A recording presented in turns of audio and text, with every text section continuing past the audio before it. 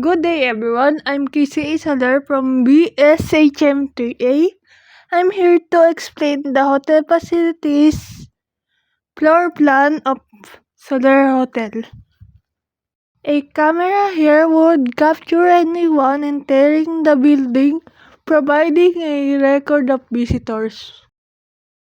This is a central floor allowing monitoring of visitors' interaction with the staff and overall activity in the reception area.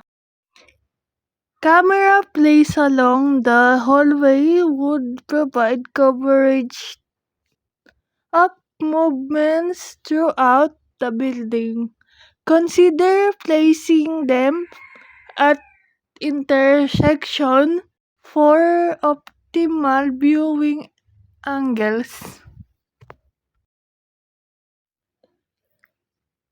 Camera in the restaurant would detect theft and provide visual records of customer activity.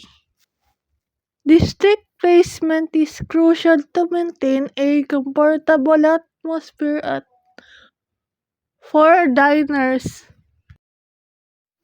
A camera in this room would protect sensitivity business discussions and variables.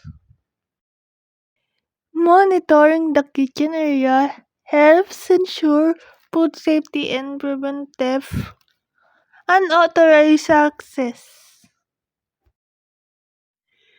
A camera overlooking the courtyard would provide surveillance of this outdoor space.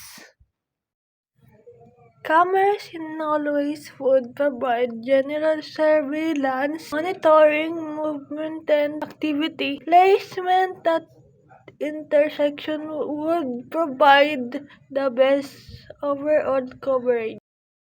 Cameras in stairwells would enhance security and provide visual records of anyone using the stairs.